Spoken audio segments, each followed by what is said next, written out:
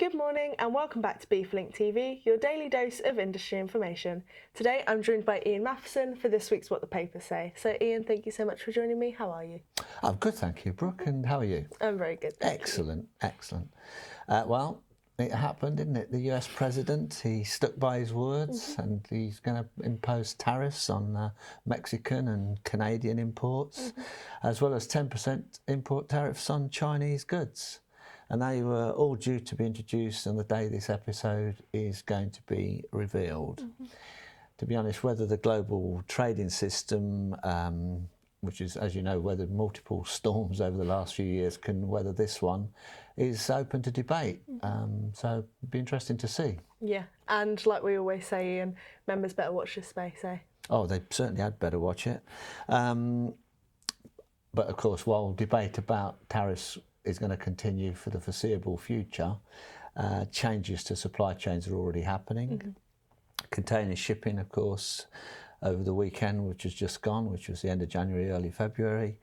Other companies that operate the alliances have all changed. There's been a massive restructuring of all the alliances on the East-West trades, and there's a visual on screen, hopefully, that suggests, explains who's doing what, who's now partnering with who. From what I read, the Ocean Alliance is the one with the largest market share and the widest market coverage for 2025, and that's according to analysis by an organisation called Linealytica.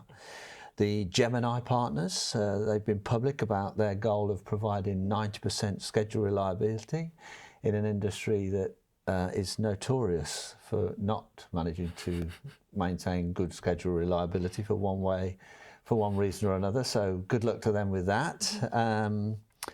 But the truth is, for BIFA members, of course, and for the alliances themselves, no matter how well planned out all of these restructurings are, there's going to be disruptions. You're talking about literally hundreds of vessels that have now got to be repositioned into the new alliance structures. So good luck with that. And I've put a couple of links in the panel below where there's two really good articles about the overall restructuring on the Splash 24/7 website and the Freightwaves website. So that's good for people to read if they feel like it. Yeah, sounds like a real merry-go-round down there. It certainly does, it certainly does. But sticking with ocean freight, there's talk amongst the analysts out there that the spot rates could weaken as the market softens post-Chinese New Year, because of course most of the factories in China are still shut or working on limited hours, and they will continue to do so until mid-February probably. The longer term, I read that the HSBC Global Monitor says that they feel that the container shipping industry is going to be a year of two halves for the container shipping industry. They think that lines are unlikely to restore services to the Red Sea and the Gulf of Suez anytime soon, and there'll be blank sailings, alliance reshuffling, and uncertainties, of course, again around Donald Trump's tariffs. But and they say that may cushion against a hard fall in spot rates. But they also think that there will be an unwinding of the Cape of Good Hope transits back to the Suez Canal at some point this year, and that would mean a much weaker second half, they feel. I think it was on Lodestar I read this, that the Asia-Europe shipping contract season appears to be stuck in limbo, with shippers and forwarders delaying proceedings as they wait to see if the Israel-Hamas deal holds and the Red Sea becomes safe to use. Speaking to the Freight Buyers Club podcast, Philip Damas, who's quite a well-known analyst in the sector, he works for Drury, said that he had seen some European importers postponing their tenders as they seek to get a handle on the 2025 market. I guess they're hoping that the situation will improve for shippers, that the Suez Canal will reopen and that rates will fall. Yeah. It's not happened yet. So I guess we are sort of in a bit of a hiatus at the moment. Well, it's becoming quite a common theme on these episodes, but there seems to be a lot of uncertainty in ocean freight. Yeah, that's certainly the case. And switching to air freight, IATA at the end of January released its figures for 2024, rounding up the year. And again, I'll provide a little panel here that you can see on screen that highlights what they've reported happened in 2024, which was a record year in many areas. Coming on to matters to do with Brexit. Can you believe, Brooke, that it was 5 years ago, I think, that the UK left the European Union officially? Well, I mean, not to make you feel old, Ian, but I was 15, so no, I don't really remember Brexit. Oh, thank you very much, Brooke. Thank you very much. I remember that. Obviously, many people think that Brexit's been accompanied by supply chain disruptions due to the changes in customs regulations, tariffs, border checks, which all add complexity and delays. The food and beverage industry has been significantly affected due to the perishable nature of products and the reliance on timely imports from the EU. The retail industry has had to manage increased costs and delays, and that's impacted its ability to maintain consistent stock levels.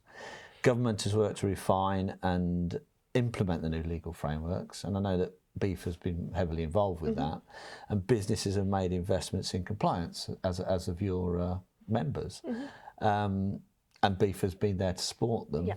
But it's worth noting that last week I read the current Labour government are pursuing an altered approach and a possible reset on the UK-EU relationship.